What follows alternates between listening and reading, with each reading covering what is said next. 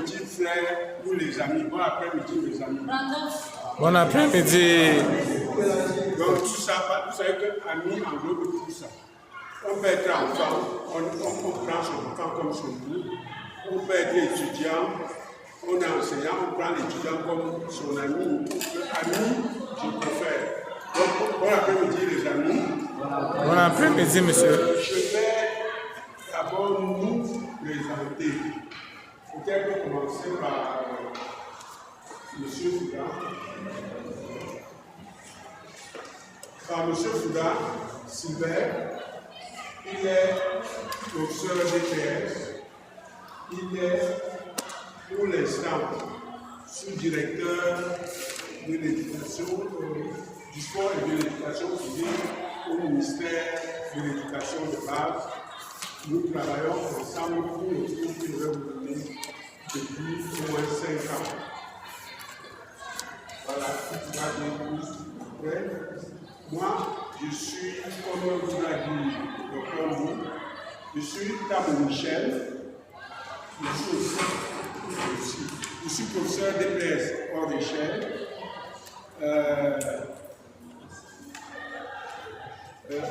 Des anciennes promotions de l'IMGS. Donc il vous a dit qu'il blaguait lorsqu'il disait que sur son petit frère. En fait, c'est comme ça que nous nous appelons. Je l'appelle grand frère, il m'appelle petit frère. Mais quand il vous a dit que nous l'avons encadré, vous avez compris que, en fait, je suis non seulement son aîné, mais peut-être son frère aussi. Il vous a dit, peut-être que je ne sais pas, je suis en même temps secrétaire exécutif national de l'Organisation nationale des enseignants d'éducation physique et sportive du Cameroun. C'est l'ONET, c'est le syndicat des enseignants d'éducation physique et sportive. Le syndicat auquel vous pourrez adhérer à la fin de votre formation. Encore que même étant étudiant, vous avez le droit d'adhérer.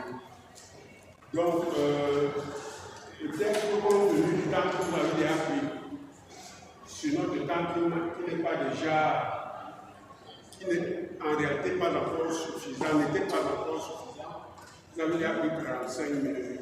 Donc, on va essayer d'aller vite. Nous sommes avec vous, évidemment, vous avez déjà le cours, c'est pour parler de la législation et de l'administration scolaire. Je vais juste vous dire comment il va être structuré, mais je vais donner la parole au professeur Fouda qui va vous entretenir, qui va exposer, pour que vous compreniez. Vous avez déjà le cours, n'est-ce pas? Vous avez partagé le cours. Voilà, vous avez le cours. Il va donc juste expliquer. Il ne sera pas la fin de livre, il va juste expliquer. Vous avez le cours pour que vous le lisiez avant. Et qu'après nous puissions discuter sur la phase, ce sera la phase la plus importante. Et lorsqu'on aura terminé avec vous, nous allons vous donner un autre instrument. Ce sera les textes que vous devez connaître pour enseigner l'éducation physique et sportive. Tous les textes que vous devez connaître. Nous allons vous donner les références, les textes en question. Si ce n'est pas aujourd'hui, on va vous les envoyer pour que vous puissiez les chercher et les lire pour compléter le cours. Ok, ceci dit, je vais inviter M. Sida pour ne pas relire les textes que vous avez déjà, mais donner des explications de manière globale sur ça, sur le cours que vous avez eu, et après on va passer aux questions-réponses. Voilà comment nous pensons que ça va se passer ce soir. À moins que vous n'ayez une autre idée, vous allez nous dire et puis on pourra faire, si ça nous convient tous, on va faire comme vous voulez. Donc ce cours, en réalité, c'est un cours que nous faisons à l'IMGS depuis plus de 20 ans pour la formation de vos amis qui sont en cours, j'allais dire, en cours normal. Et donc, c'est un cours qui s'avère très, très important dans la formation de l'enseignant, et particulièrement de l'enseignant d'éducation physique et sportive. Comme ça, je vais vous inviter à suivre avec suffisamment d'attention pour que les questions qui vont arriver après soient pertinentes pour vous enrichir davantage sur la connaissance de ce cours.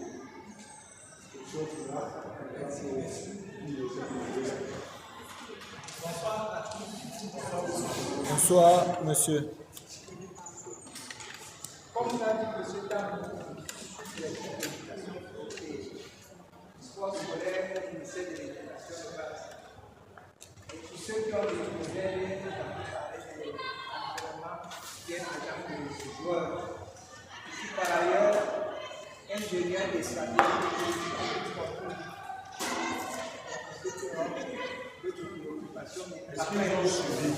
Tu as dit qu'il est par ailleurs. Je disais, je suis par ailleurs ingénieur des stratégies.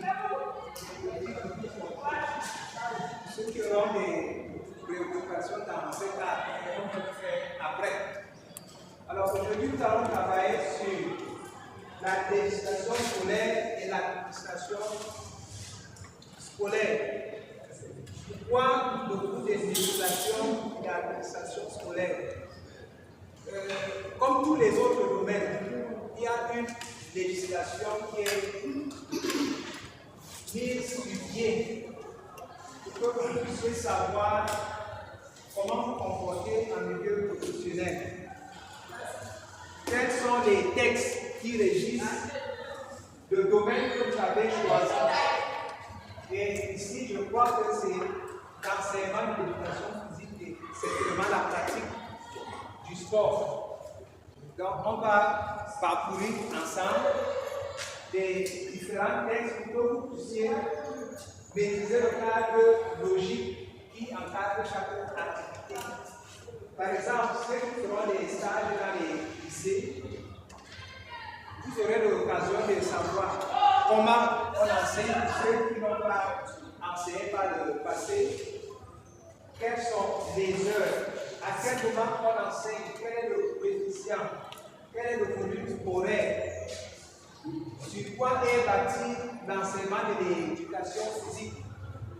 Qu'est-ce que le législateur, en choisissant l'éducation physique comme une matière d'enseignement, recherche? Parce que le gouvernement qui est chargé de l'éducation des enfants a mis en place des équipes pour la formation globale de l'enfant. Alors, l'éducation physique aussi fait partie des disciplines qui contribuent à la formation globale de l'enfant. Et l'UNESCO dit même que c'est la seule discipline qui contribue efficacement au développement global de l'enfant, parce que c'est une discipline qui touche tous les aspects de l'enfant.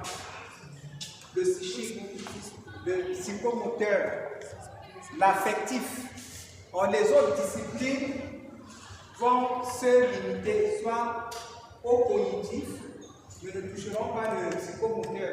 Donc, l'éducation physique permet de toucher tous les domaines de l'enfant. Alors, nous allons, donc, dès que vous avez reçu, voir quel est l'objectif du cours de législation scolaire.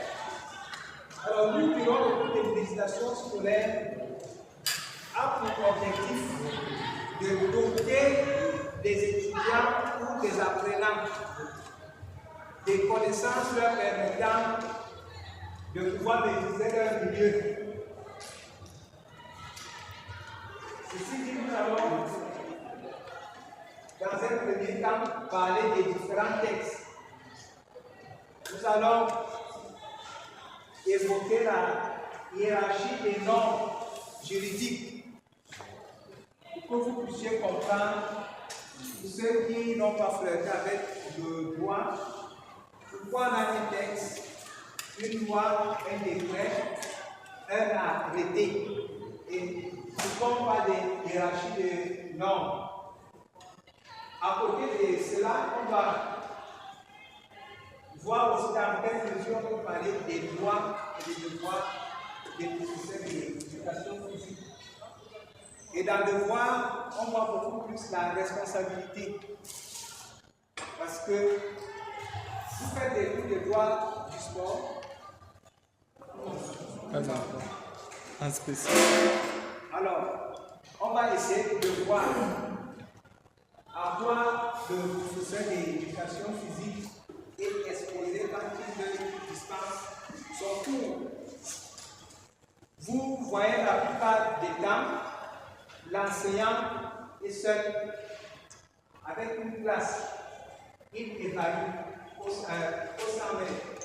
Il peut faire en même temps à la ligne de départ et à la ligne d'arrivée. Alors généralement, on se sert d'une ligne, après on a le chrono, on donne les indications. Quand je lève, quand on baisse, je cours actif. Alors, si vous êtes à l'arrivée et que un élève crève à l'autre l'œil, à ce niveau-là, il y a la responsabilité de l'enseignant qui est engagé. Et dans les cours en droit de sport, on appelle ça défaut de surveillance. Parce que vous ne pouvez pas avoir un regard en même temps à la ligne de départ et à la ligne d'arrivée. Donc, peut-être si on aura ce coup de temps, on va voir beaucoup vraiment de l'administration scolaire. Alors, dans quel projet est-ce qu'on va avoir un prêt?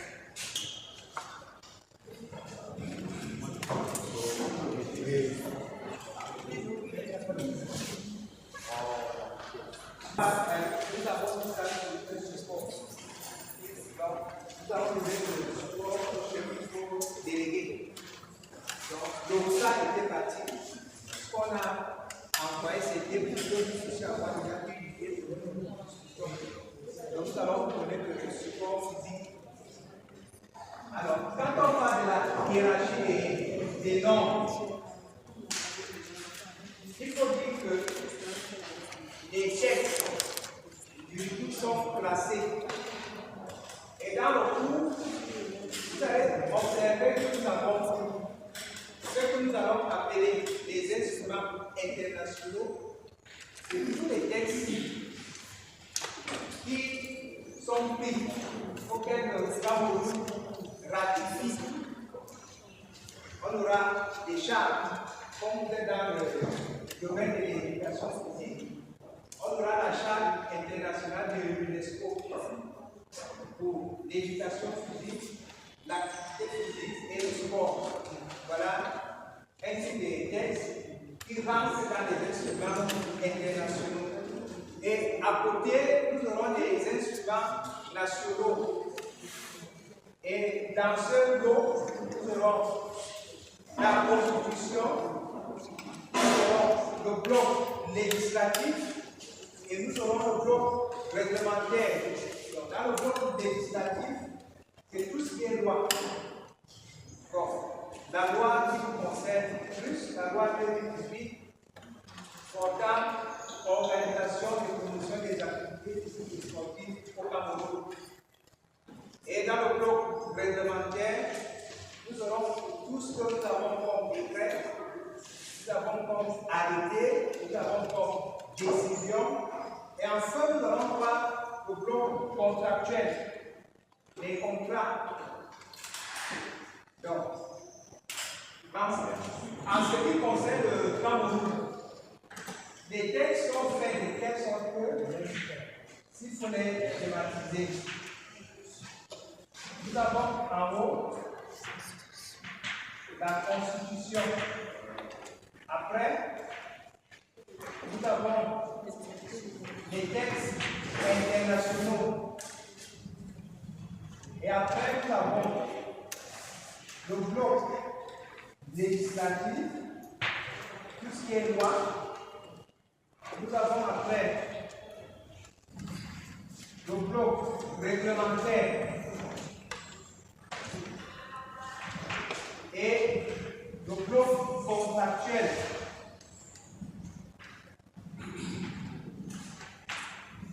Alors, chacun de ces textes a une particularité. Ici, nous allons voir les autorités qui sont appelées à prendre chacun de ces textes. Nous allons voir, par exemple, pour la Constitution, ici, elle est promulguée, c'est le chef de l'État exclusivement. Les textes internationaux, c'est le chef d'État qui les ratifie aussi. Et il y a une procédure, peut-être que nous allons pas nous attaquer. Nous allons voir les lois qui sont promulguées aussi par le chef de l'État. Et on va arriver au niveau des décrets. Donc, tout ce qui est règlement, on aura le chef de l'État et le Premier ministre pour les décrets. Et nous allons avoir des arrêtés qui peuvent être pris par l'Église et tous les autres textes après.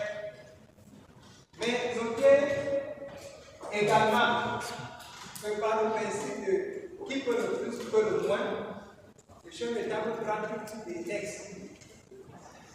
Ce qui veut dire, pour les questions de régularisation ou bien des questions d'organisation de sa structure, il peut prendre une circulaire pour organiser le secrétariat général de la présidence. Alors, un ministre aussi peut prendre une circulaire pour un arrêté.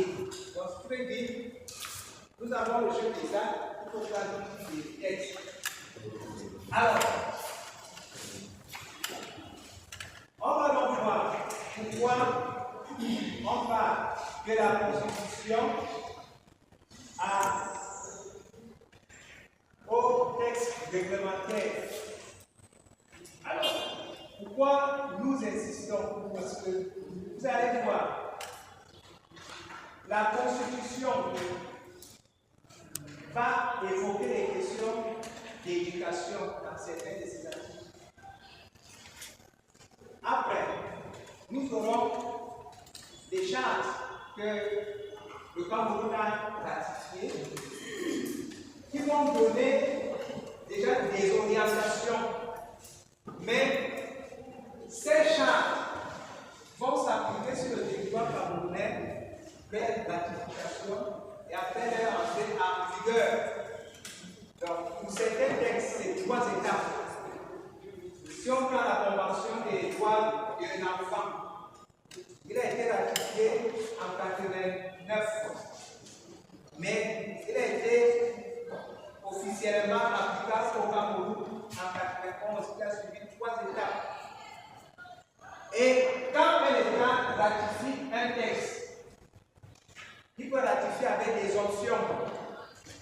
Ce qui veut dire, si nous prenons un texte comme celui des droits de l'homme, et que dans une de ces sections, de ces articles, il y a la protection des minorités homosexuelles. Étant donné que l'homosexualité n'est pas validée au Cameroun, le Cameroun, en ratifiant, va expressément noter que ce texte est ratifié, mais l'exception, c'est 2, 3, 4 articles qui ne s'appliqueront pas sur le territoire camerounais. Je ne sais pas si on se comprend. Alors, quand on a donc la Constitution qui commence à évoquer les questions d'éducation, parfois avec des questions précises, on va vous dire l'éducation, peut-être c'est la priorité de l'État. On commence par évoquer. Alors, nous avons, pour l'éducation, nous avons la charte qui commence par donner des orientations. Qui doit enseigner? Où enseigner? Quand enseigner? qu'est-ce qu'il faut pour enseigner? On va donner déjà les objectifs de l'éducation physique, du sport et de la pratique et puis de la pratique des activités physiques et sportives.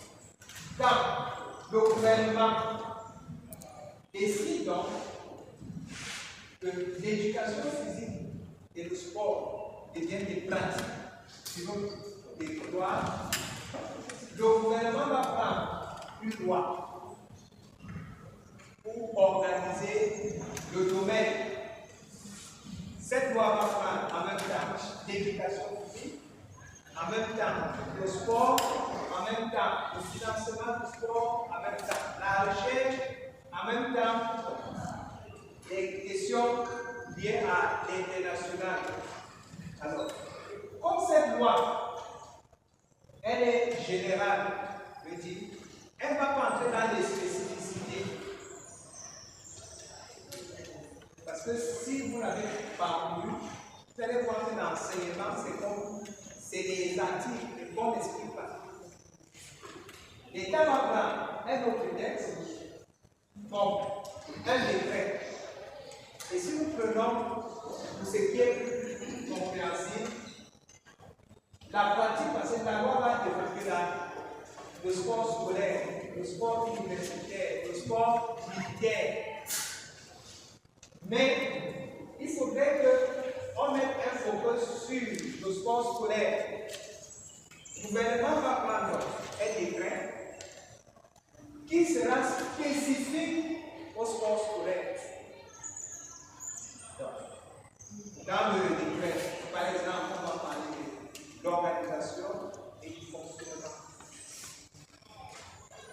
Et comme le décret lui-même ne va pas entrer dans les spécificités, le gouvernement, les ministères en charge soit de l'éducation, soit des sports, vont prendre encore d'autres actes comme des arrêtés.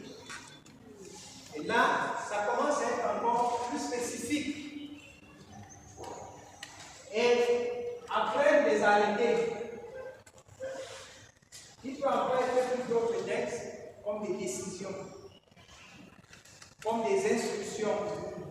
Donc si nous prenons un domaine qui est beaucoup plus grand, vous allez voir que la loi, elle est là.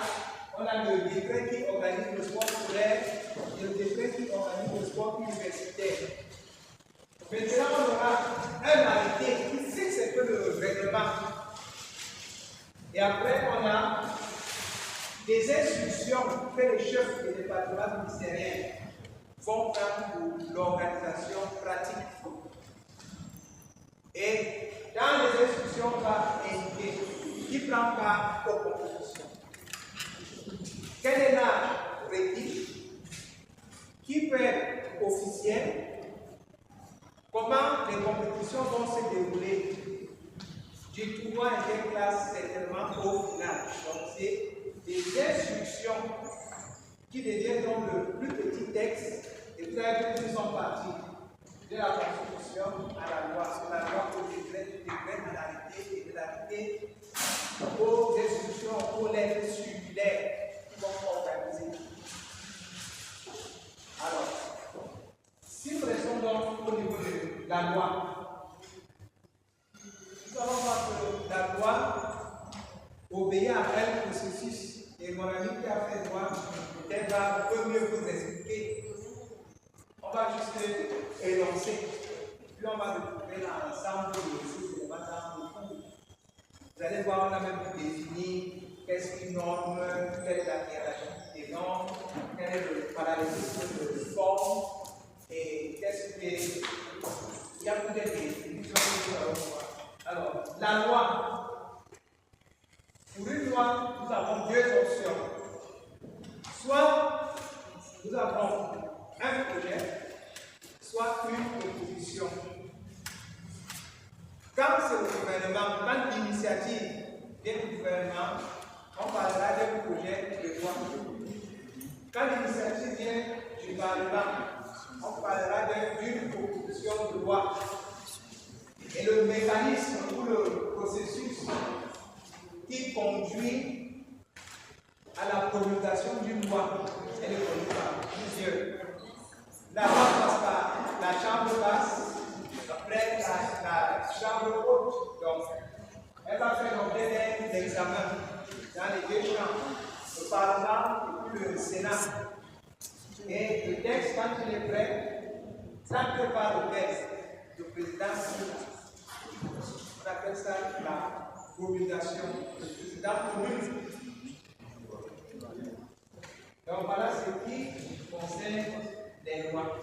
Alors, nous allons voir que quand les textes seront pris, ce serait la même chose avec l'éducation.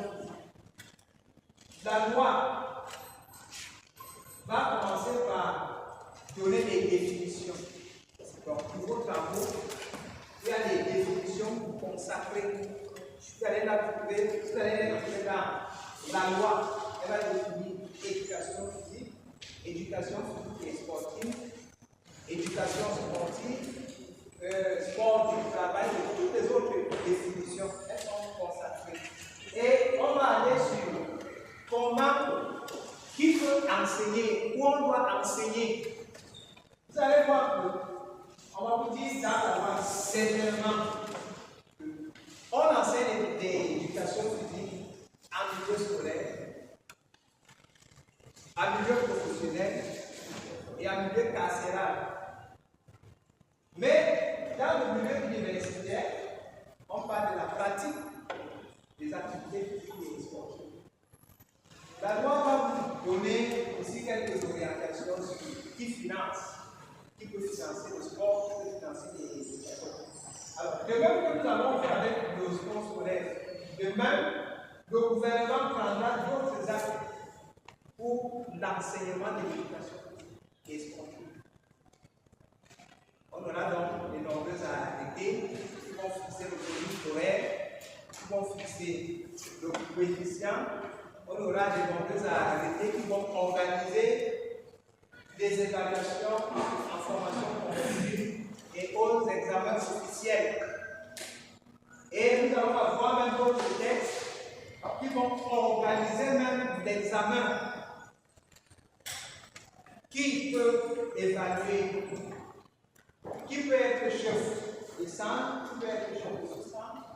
Donc il y aura, en ce qui concerne les départements ministériels, c'est beaucoup plus des mémentos. Et ils sont pris chaque année. Donc voilà pourquoi nous avons cette hiérarchie. Et maintenant, pourquoi la législation scolaire?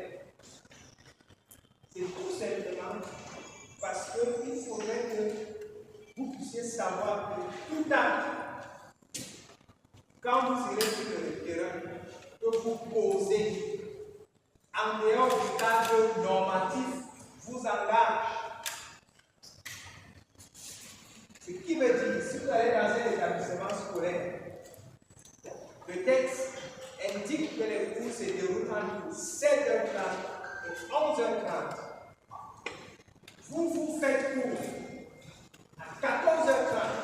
Il y a un incident.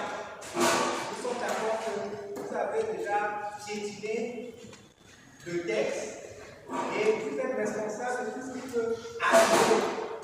Donc, il faudrait que pendant l'exercice de vos fonctions, tout ce que vous allez faire, soit dans le cadre, soit législatif, soit réglementaire. C'est pour ça que nous venons ici pour échanger avec vous. Certainement, certains confrères dans l'enseignement ont même enseigné. C'est là pour savoir qu'est-ce qu'on peut faire quand on va enseigner.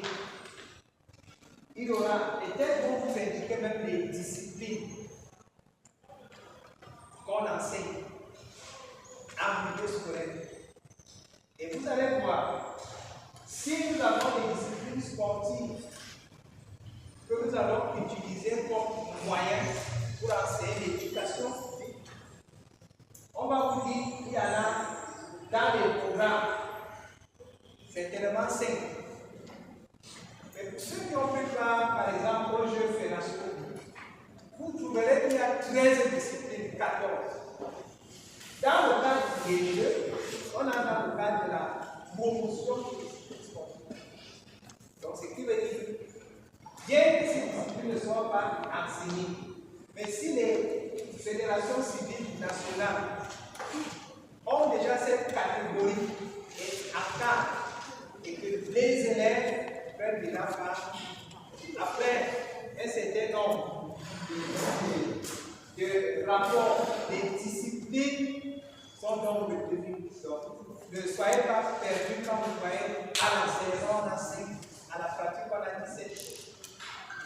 Donc, la loi, les textes vont vous dire aussi comment est-ce que la pratique du sport se passe en milieu scolaire et en milieu universitaire.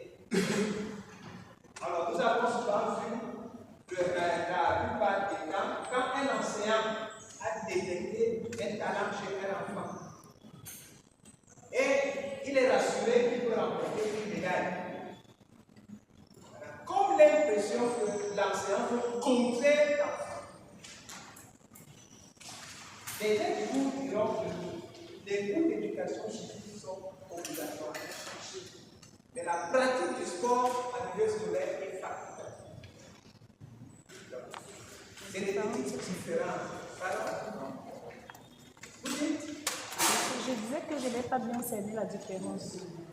Les leçons d'éducation physique, sauf pour les enfants qui sont malades, c'est dans la loi, on dit c'est une discipline obligatoire. Mais la pratique du sport dans le cadre, parce que la pratique du sport va rentrer dans le cadre associatif. Donc, les enfants vont pratiquer ça dans le cadre de l'association scolaire. Et là-bas, pour les plus petits du primaire, on va solliciter l'accord parental. Donc, on saisit le parent, donc son accord. L'enfant peut rester des mercredis, pratiquer. Et ceux qui sont dans le cas au sont des adolescents qui peuvent s'engager. L'enfant peut débuter, après il abandonne. Ne soyez pas surpris qu'ils ne sont pas exclus, même s'il est une potentielle médaille de celui-ci. Il est libre. Parce qu'on adhère librement dans une association. Donc vous allez voir tout ça. Parce que quand vous irez, ceux qui iront peut-être à partir du 17, vous trouverez que dans la plupart des lycées, ils sont en plein dans les préparatifs des jeux financiers. Et certainement, ce qu'ils vont faire dans l'entraînement, on va vous compter pour travailler avec ces enfants. Donc, ne soyez pas surpris que vous commencez à pardon. C'est son droit. Alors, nous allons voir aussi un autre texte, parce que nous allons vous donner la totalité des textes. Oui. Monsieur, pardon, je voulais un peu revenir sur le fait d'apprendre de la pratique du sport, peut-être en milieu universitaire, parce que vous avez parlé là sur le plan scolaire, où l'enfant peut être bon et l'abandonne. Dans le cas où c'est un majeur qui s'engage et il est bon, est-ce que l'université peut faire en sorte que ça devienne déjà un droit pour lui de participer ou lui aussi? C'est toujours le cadre associatif. En principe, ce sont des associations sportives, soit scolaires, soit universitaires, qui prennent part aux compétitions. C'est pour ça qu'il y a des fédérations. Ce n'est pas les ministères qui organisent le sport scolaire et universitaire. C'est des fédérations. Le Premier ministre a pris un décret qui crée ces fédérations. Donc, c'est un plan. Et vous allez voir, pour ceux qui vont lire la loi 2018, vous allez voir que ces fédérations exercent une mission de service public. L'État décide de confier une de ces missions à une fédération, mais veille, un peu comme avec la FECAFOOT. C'est une mission de l'État. Mais comme sur le plan international, c'est des fédérations. Donc, l'État met en place des fédérations et les fédérations travaillent. Donc, c'est la même chose avec le sport scolaire et le sport universitaire. C'est pour ça que ces pratiquants ont des licences sportives. La condition, mais il n'y a qu'une condition pour adhérer, il faut être soit élève, soit étudiant. Donc voilà les conditions. Il y a une autre condition. Donc, nous allons voir que les élèves qui vont prendre part, comme nous l'avons vu, mais il faut apprendre par la carte parce qu'ils ne sont pas autonomes. Ils doivent se déplacer, il faudrait un minimum d'encadrement. Donc, le parent décide que l'enfant doit prendre part. Il faut faire la différence toujours entre le cours, entre la leçon d'éducation et une discipline obligatoire, telle que nous l'avons en milieu scolaire, en milieu professionnel et en milieu carcéral. Ouais. Monsieur, j'aimerais savoir, en milieu carcéral, c'est-à-dire Dans les prisons. Oui. Donc, cette petite différence. Les textes, vous allez lire des textes, vous allez davantage comprendre pourquoi on a cette nationale. Oui. Je voudrais savoir est-ce que cette fédération peut devenir indépendante? Les fédérations civiles, les fédérations scolaires et non, dans le sens discipline sportive. Comme tout à l'heure, le cas de la fédération camerounaise de football. oui. Je demandais parce que il y a eu un souci dans la mission des entraîneurs. Sauf qu'on dit que quand l'État finance cette fédération est obligée de s'appliquer dans le droit du ministère. Bon, parler d'autonomie, c'est même ça le principe d'une association. Elle élabore librement ses textes. Tant que ces textes ne trouvent pas l'ordre public, et si vous lisez la loi, il est dit dans la loi que le ministère élabore des statuts types, ce qui veut dire qu'il y a un minimum qui doit ressortir dans les statuts. Donc, il faut une assemblée générale, il faut un bureau exécutif, il faut les membres. Maintenant, il ne faudrait pas que les missions de la fédération soient contradictoires aux activités que le pays mène. Parce que la fédération n'est pas au ciel. La fédération est dans un État. Et l'État est responsable de l'éducation et de l'épanouissement des populations. L'État donne seulement cette mission-là à une fédération et l'État, vous allez, si vous lisez dans la loi, l'État a le droit de contrôle. L'État contrôle et le contrôle des régularités. Ce qui veut dire que l'État a un moment pour arracher son pouvoir. L'État peut dissoudre une fédération. Dit par exemple que le football n'est plus pratiqué au Cameroun. Pourquoi l'État n'est pas sur le soulever? L'État dit le football, nous mettons de côté. Il y a des États qui l'ont fait. Donc, or, dans nos fédérations, et il n'y a même aucune fédération ne peut être totalement autonome tant qu'elle reste dans un État. C'est pour ça que même dans l'année sportive, vous voyez, le milieu sportif est tellement jaloux qu'il a créé son droit. Le droit du sport avec les juridictions.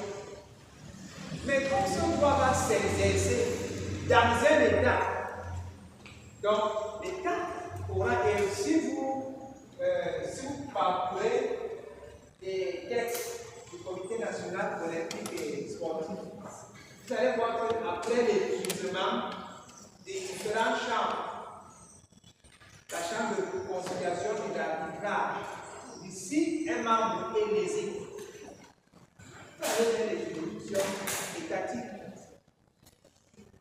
Donc c'est pour ça qu'on parle de l'autonomie. C'est beaucoup difficile tant que les fédérations, ceux qui ont suivi l'information, je crois la chambre voulait prendre une formule. Et ces gens se sont opposés. De toutes les façons aussi, peut-être pour répondre directement à ta question, en tout cas le professeur a répondu en parlant d'autonomie qui n'est pas une indépendance. C'est-à-dire que vous ne pouvez pas avoir une fédération qui soit indépendante. Déjà, il vous a dit que même pour élaborer vos textes, l'État donne une ossature pour l'élaboration des textes de votre. Ce n'est pas lui qui élabore les textes de la fédération, mais il donne un statut type des fédérations, donc des choses qu'il faut obligatoirement avoir dans vos textes. Ces choses sont directement rattachées à la loi. Et donc, vous ne pouvez pas être, comme dit le professeur, dans un État et croire que vous allez avoir une indépendance, surtout ce que vous dites indépendant. Même l'autonomie là est contrôlée. Et c'est contrôlé d'ailleurs par vos textes, qui doivent être conformes. D'abord le texte. Voilà. Vous êtes autonome par rapport à vos textes, mais ces textes doivent être conformes aux lois du pays et aux textes qui encadrent le sport et les associations sportives. J'étais là-bas encore. Même s'agissant de la loi 90 sur les libertés d'association. Quand vous créez votre association, vous vous donnez des textes. Maintenant, pour que l'État reconnaisse ou enregistre votre association comme une association reconnue, il faut bien que vos textes répondent, n'est-ce pas, à l'ossature générale de la loi ou des textes qui encadrent les associations. Donc, en aucun cas, vous êtes indépendant. C'est une sorte d'indépendance. Et c'est pour ça qu'on préfère utiliser l'autonomie. C'est l'autonomie de fonctionnement, c'est l'autonomie peut-être du choix des dirigeants et ainsi de suite. Mais vous ne pouvez pas dire que vous êtes dans un pays et puis vous avez une association ou une fédération qui soit indépendante. Il n'y a pas de. Tu voulais une question. Je voulais juste ajouter que, quand je parle d'indépendance, ce n'est pas dans le sens de porter des choses. Je prends le cas de la Fédération camerounaise de basketball. Oui. Dans cette fédération camerounaise de basketball, où lorsqu'il y a une équipe nationale et qu'il faut un coach national, mais on en a vu avec beaucoup à la fédération de volley, de foot, où c'est l'État qui oblige la fédération un coach. C'est ça, c'est cette indépendance que nous laisse pour là. Parfois, la fédération propose au ministère, et le ministère va dire, je ne sais pas, parce que je vais m'éclaircir sur ça.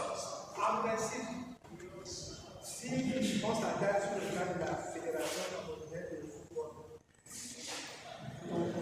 la région est locale et la propriété de l'État du Cameroun. D'abord,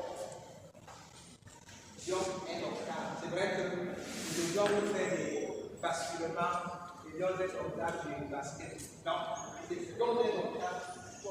C'est depuis 72. Alors, l'État a ce label qui lui appartient. L'État n'impose pas au coach, parce que c'est vous qui fixez les bases. Vous arrêtez vos textes. Vous dites, pour être membre, il faut peut-être avoir un club. Pour accéder au poste de président, vous-même vous l'avez fixé. Et là, quand vous faites des élections, tout ce que l'État fait, l'État envoie un commissaire du gouvernement pour venir se rassurer que les élections sont faites conformément à vos textes. Parce que lui va endosser. Ce qui veut dire, s'il y a élection, c'est vous, c'est moi. On a la preuve que vous n'avez pas fait. Comme l'État finance le sport, alors, l'État va envoyer l'argent au matricule budgétaire et tout. C'est pour ça que le ministère du Sport s'est rendu. Les élections sont conformes.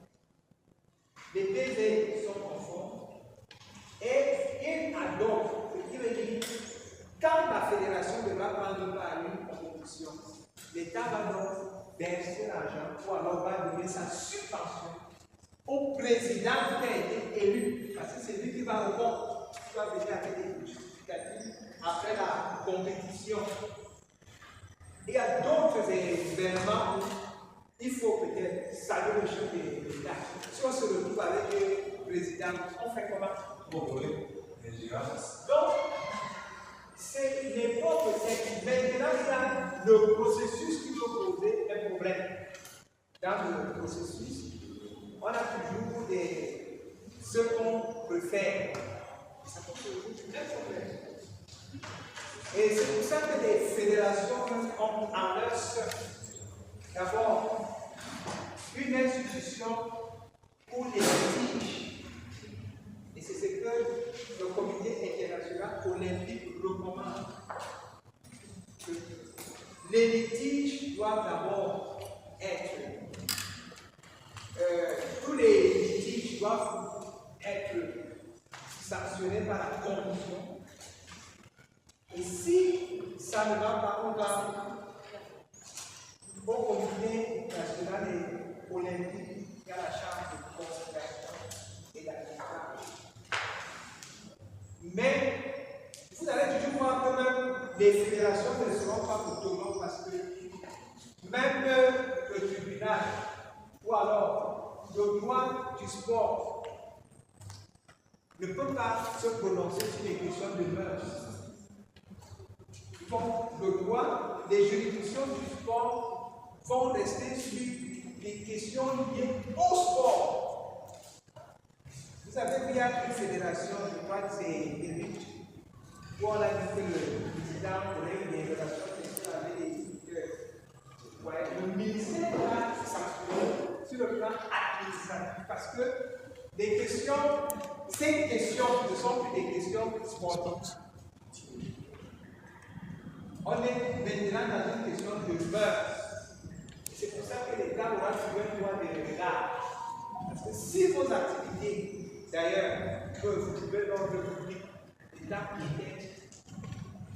C'est pour ça que même l'organisation, il y a une déclaration des manifestations civiques que le président de la fédération va solliciter auprès du sous-préfet.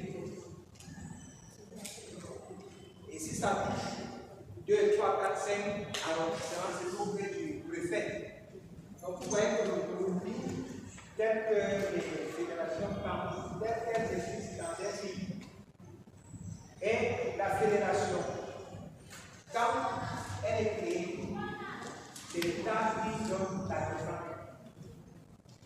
L'État retire l'agrément et vous l'existez. Donc vous voyez que les fédérations se conforment d'abord aux lois et règlements de l'État. Et maintenant, pour se conformer aux textes sur le plan international, elles vont respecter les textes des fédérations internationales et au-dessus desquelles on a le comité international olympique. Donc voilà, je pense qu'on a répondu à la chose. Bon, merci. Il y a une autre question.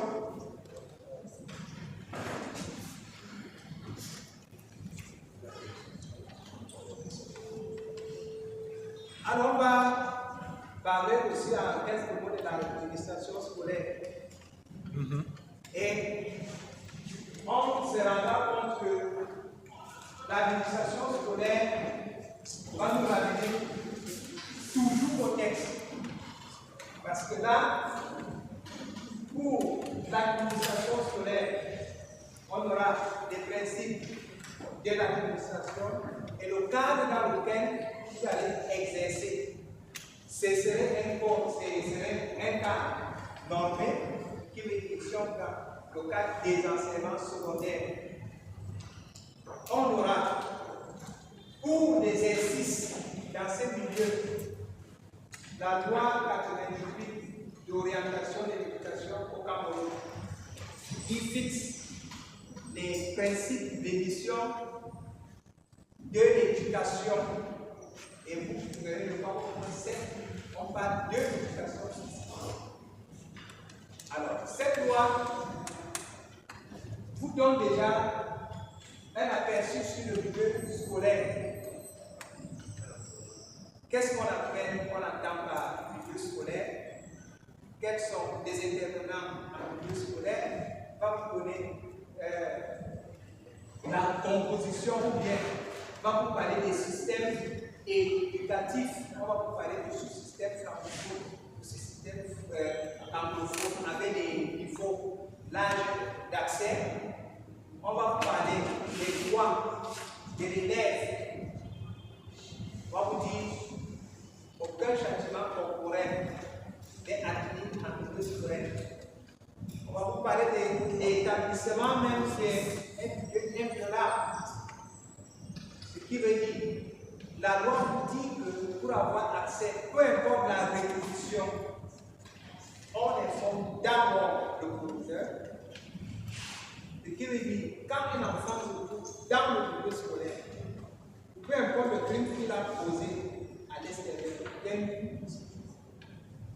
parce qu'il est protégé, parce qu'il est dans une enceinte scolaire. Donc, on va saisir le proviseur. S'il est mineur, on va appeler ses parents. Il y a toute une possibilité de tout ça. Et là, on va voir dans l'administration scolaire, on va parler beaucoup plus des départements ministériels qui rentrent dans le cadre de, comment on va dire ça,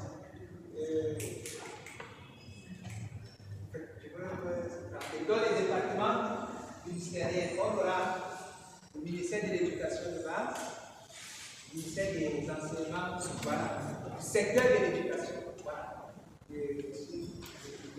les ministères du secteur de l'éducation. Vous allez voir qu'il y a des spécificités à chaque catégorie. C'est pour ça que dans le cadre, on va parler des organigrammes des départements ministériels.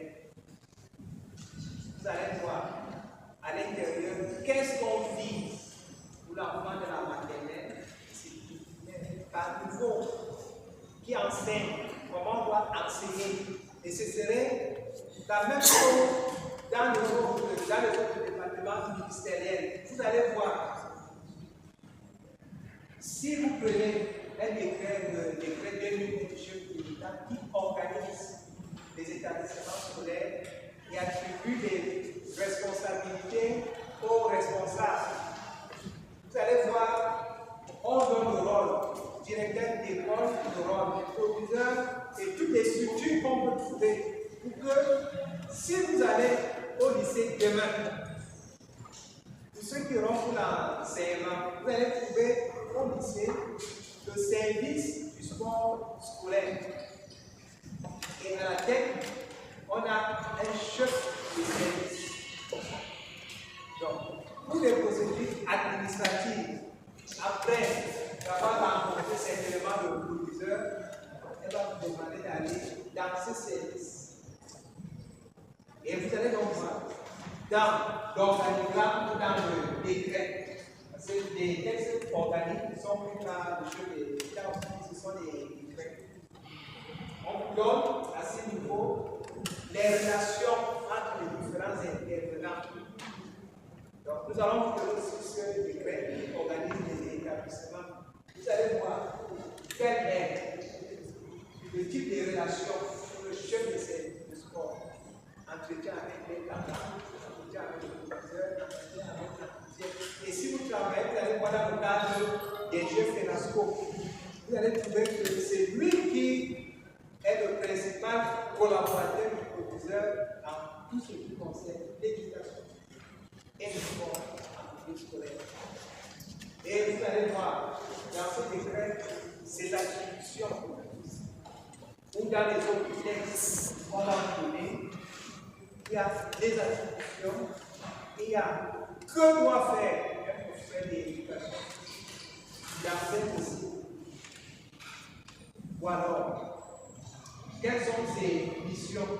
Donc, en administration, si on avait plus de temps, peut-être on aurait vu les principes de l'administration. Que vous ne soyez pas choqués d'aller dans un lycée et vous voyez comme le proviseur soit collabore avec X, au lieu de collaborer avec Y. Là, vous allez comprendre. Ceux qui ont fait les théories des organisations, vous allez voir ce qu'on appelle l'acteur principal et donc, en administration scolaire, c'est ce que nous devons voir.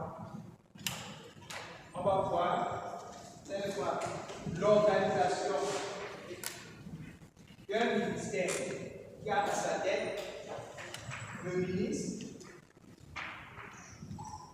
pour ceux de l'éducation de base et des enseignements secondaires, il est assisté par un secrétaire d'État.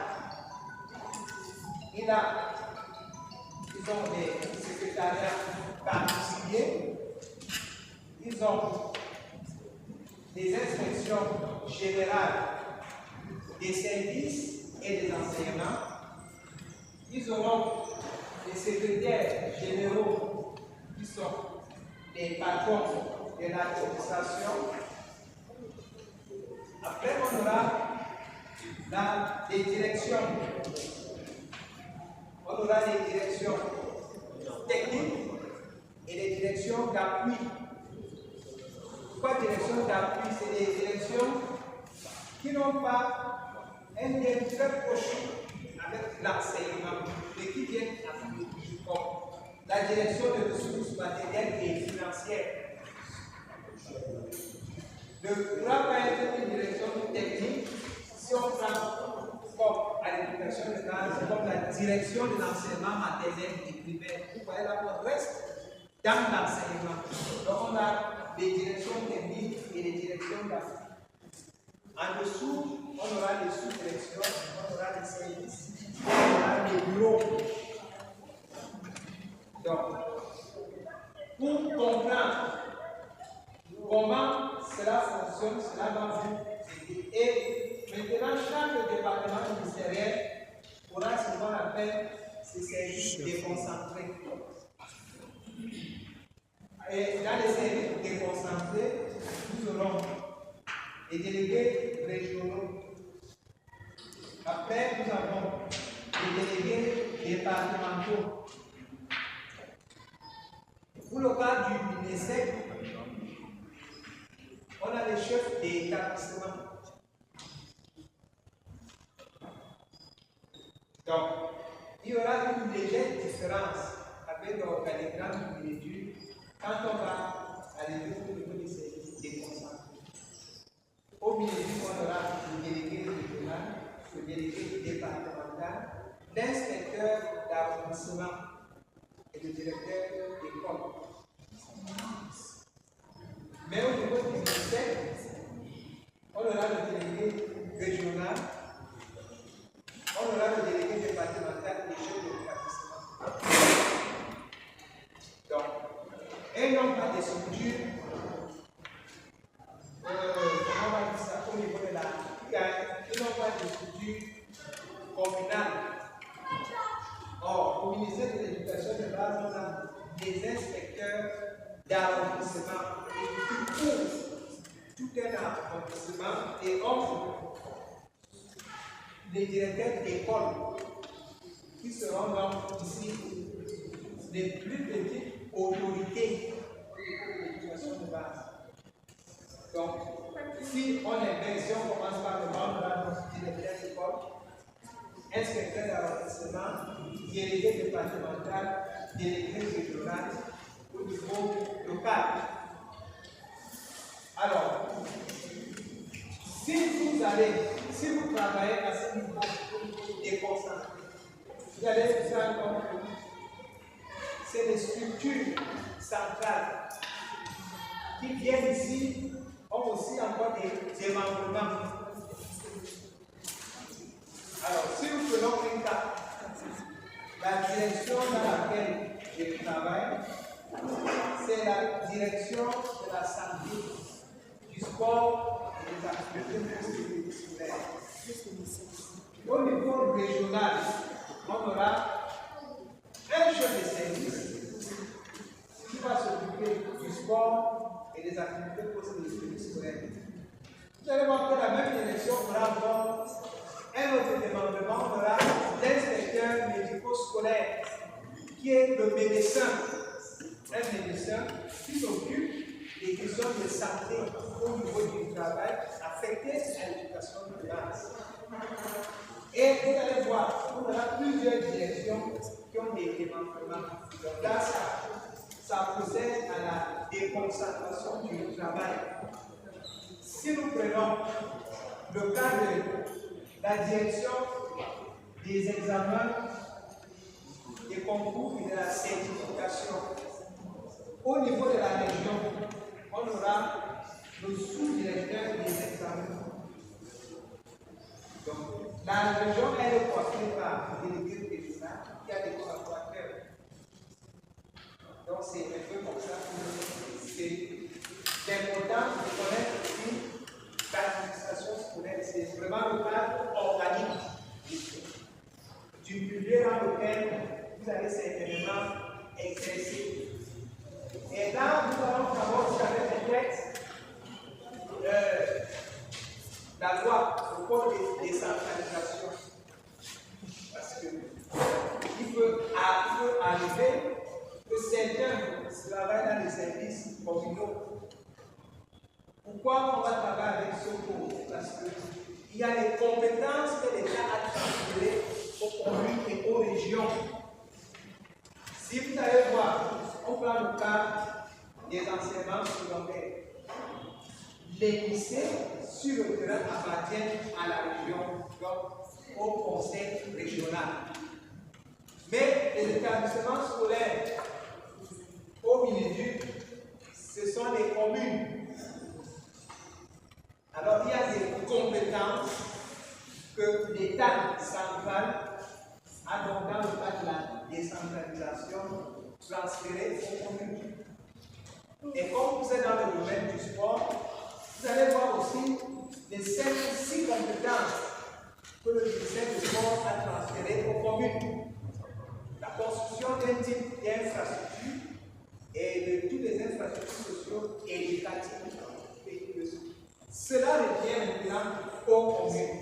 C'est transféré des compétences financières et c'est les communes qui s'en occupent. Donc c'est pour ça qu'on va prendre aussi la loi sur la décentralisation.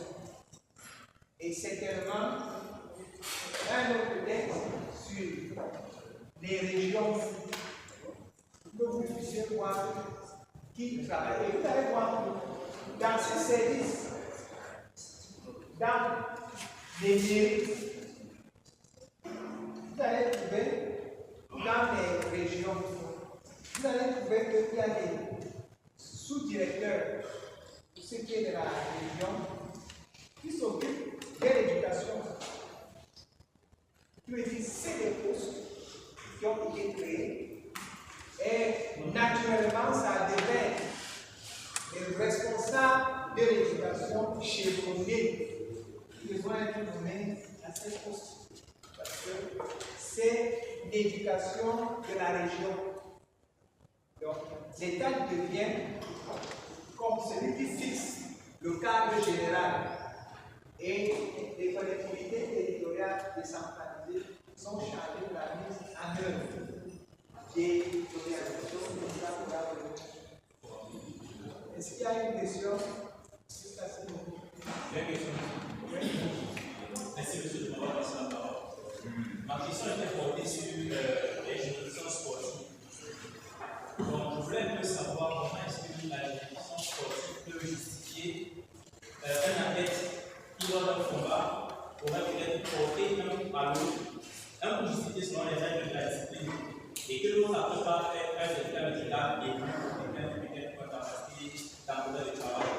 Donc, puisque quand il y a porté plainte, on va reprendre que ça peut une enquête. Encore donc, la juridiction sportive peut ouvrir celui qui a porté le document. Bon, il faut voir déjà, est-ce que le poids est porté dans le cadre d'un combat? Parce que généralement, c'est comme on observe le poids de l'eau. Si la ville vous sanctionne, vous lui donnez un coup, il est dit d'aller dans les juridictions étatiques. Il n'est pas obligé d'attendre la sanction de la fédération. Parce que ce n'est pas le ballon. Maladroitement, vous êtes allé, vous lui avez sauvé un coup. Il est libre. Il peut même vous laisser d'abord que vous soyez sanctionné au sein de la fédération. Et puis il va donc dans les juridictions étatiques pour qu'on vous condamne. Ce n'est pas un accident sportif. Maintenant, dans le cas, si c'est un accident sportif et qu'il faudrait que ce soit, vous avez dit qu'ils prennent par le congé. Donc, ils prennent un certificat médico-légal qui peut-être concerne une ITT. Donc, tel est 21 jours. S'il va apporter plainte naturellement, la loi va concevoir que c'est une infraction. Donc, ça, le point est normal. Ça peut être une infraction. Si la règle de votre discipline indique clairement que si c'est le judo, quand je suis coincé, je tape ma main.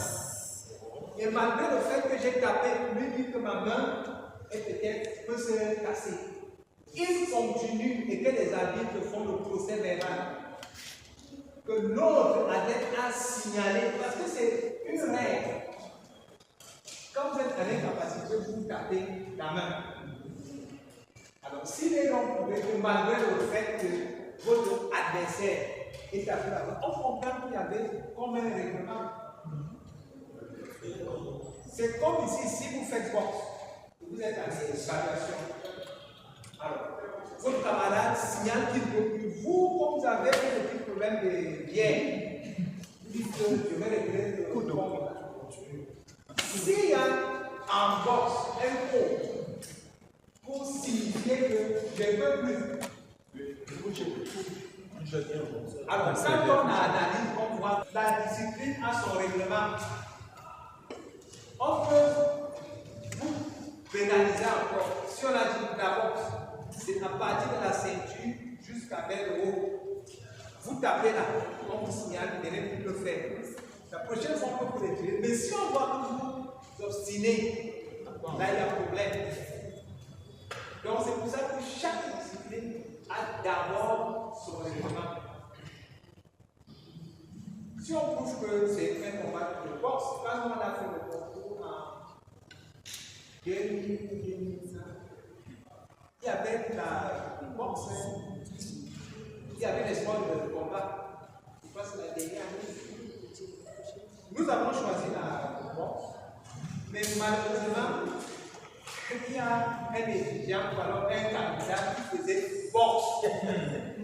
Il y a toujours. Donc, malgré le fait que son adversaire avait des armes, avait le casque, avait le couteau dans le premier coup, toi dans son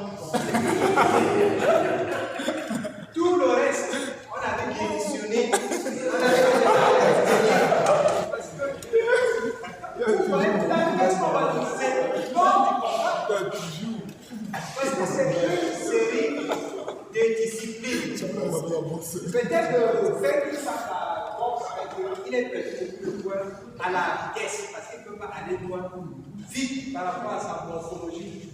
Le basket, il n'a pas, mais il veut maximiser mon aide. Malheureusement, vous faites tomber sur la mauvaise question. Nous avons choisi, nous avons chargé des liens deux fois.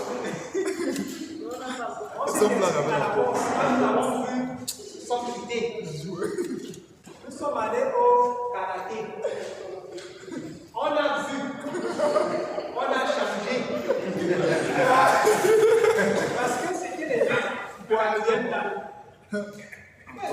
Lui, il a même été tout. Parce que quand il prenait la vaisselle, c'était comme le Barbara avec son enfant. Il demande quand même que j'aurais fait ça. Il laisse. Nous sommes aussi partis là, la lutte, on s'attrape là-bas. C'est grave. Tu restes avec l'autre personne. Donc, c'est juste pour dire qu'il y a un règlement. Et il y a des experts. C'est pour ça que même si vous faites le certificat médical, l'autre demandez que ces certificats soient maintenant examinés par des experts. Et ils démontrent qu'il a posé dans le cadre du combat. Il y a une autre question? Avant de avec votre question, vous avez posé des questions mais avant de répondre encore à quelques questions là, nous voulons résumer en un ou en mille mots ce qu'on a dit sur la législation scolaire. Nous disons, et lorsqu'on va prendre la législation scolaire est un élément fondamental dans les connaissances professionnelles de l'enseignant. C'est-à-dire que vous voulez enseigner, il a dit dès le départ qu'il s'agit de la législation comme la législation scolaire, comme de la législation de tout milieu professionnel. Beaucoup d'entre vous travaillent, vous êtes pour le moment dans tel ou tel. Il faut connaître la législation qui régit votre lieu de travail, la législation et les textes réglementaires qui régissent votre milieu de travail. Et nous disons que c'est un élément fondamental pour les professionnels. Un élément fondamental. Là où vous travaillez, il faut connaître les règles qui régissent. Et on vous a dit que l'administration scolaire, maintenant, c'est l'organisation de votre lieu de travail. Il y a la législation qui dit comment tous les textes, et maintenant l'administration qui organise le travail en disant qu'en tête, il y a tel, à tel niveau, c'est tel, et puis on définit comment on travaille à chaque niveau. Donc, si vous avez retenu ça, et c'est le plus important, si vous avez retenu ça, nous allons être à votre disposition pour les questions, que ce soit sur les documents que vous avez eu avant, qui n'est que pour concrétiser tout ce qu'on a dit, ou sur toute autre question. Pour cela, ici, vous permettez, on va se donner 10 minutes en réalité parce qu'il est 19 h. Mais pour vous, c'est pour ça qu'on va vous donner 10 minutes. Le cours s'arrête à quelle heure? 19 h. C'est ça la tête. On vous a dit quoi? C'est 19 h. Donc, voilà, donc, tout dépend de vous. Nous sommes à votre disposition. Il y avait des gens qui voilà. On va répondre. Et comme on vous a dit, nous allons compléter ce cours avec d'autres éléments, notamment les textes les plus importants que vous pouvez avoir pour travailler dans le milieu scolaire. Il en a cité dans tout ce qu'il a expliqué, mais on va vous donner des textes, des références des textes tels que vous puissiez les trouver dans les différents sites. Ok, ceci dit, il y en a qui voulaient poser. Oui, merci, pasteur. Monsieur Nassonga Bossa, j'aimerais savoir comment est-ce que ça se passe dans les lycées ou les œuvres. Comment est-ce que le lycée d'Expo a continué les 7 h 30 et 14 h 30? C'est à cause du soleil. J'aimerais savoir pourquoi il y a un pouvoir travailler jusqu'à 15 h 30. Alors, ce sont les experts qui ont élaboré les textes. Le texte a son contexte et a l'esprit. Alors, il a été démontré certainement qu'il est préférable de travailler avec les enfants dans la cantine. Mais en cas d'urgence, nous avons travaillé dans l'après-midi, quand il y a eu Covid. Vous avez vu que ce n'est pas des enseignants qui ont décidé. Comme on avait maintenant, dans un même système, on avait des cours qui s'est passé en matinée, des cours qui s'est passé dans l'après-midi. Le ministre de Sport a pris une circulaire pour organiser des cours. Il n'a pas mis les cours à 14 h, mais un peu plus tard. Parce que les enfants, on ne pouvait pas, les enfants sont exposés au soleil. Ceux qui vont dans le lycée, on va vous dire, des enfants ont le dos au soleil, c'est l'enseignant qui a le visage, qui regarde le soleil. On va vous dire, dans l'aménagement de votre travail, vous devez identifier où le soleil vient et les enfants sont le dos. Et c'est l'enseignant qui est face au soleil. Donc, vous voyez qu'il y a un problème de soleil. Donc, le législateur a donc défini la période à laquelle les cours doivent avoir lieu. Il en situation d'urgence. Il est revenu parce que les enfants qui venaient dans l'après-midi risqueraient de manquer un enseignement essentiel pour leur formation. Donc, c'est des mesures spéciales. Et ça a été bien dit en période Covid. Je ne sais pas si on se comprend. Nous savons que généralement, les enseignants, quand ils vont, ils ont des chambres. Ils pointent là-bas le matin. Ils vont pointer là-bas dans la soirée. D'ailleurs, peut-être qu'ils ont fait les prévisions sur des infrastructures adaptées et convenables. On voit des anciens qui font sur la route. Bon, ils sont là comme les dons d'agriculture. Ils vendent des médicaments, ils font apporter des médicaments, tout se passe bien. Mais quand ça se passe, c'est où vous comprenez qu'il y a une législation. Et notez que dans le cadre de vos fonctions, quand vous posez un acte qui est en dehors du cadre normatif fixé par l'État. En bon parent, l'État va vous protéger. L'État prendra toutes les mesures pour éviter qu'il y ait un soulèvement. Si dans les exercices, il y a un enfant qui est décédé, par votre faute, l'État ne va pas ça. L'État va prendre des mesures conservatrices. C'est-à-dire, vous allez voir le ministre essaie de monter dans cette famille pour adresser les condoléances du chef de l'État pour l'élève qui malheureusement est tombé. L'État va employer pour la plupart du temps une enveloppe pour les obsèques et déléguer un haut responsable pour prendre part aux obsèques. Voilà ce que l'État fait d'abord. Donc, tout ce qu'il y aura comme demande, l'État suit d'abord. Maintenant, si l'État s'est prévu dans notre législation, l'État peut faire ce qu'on appelle l'action récursoire.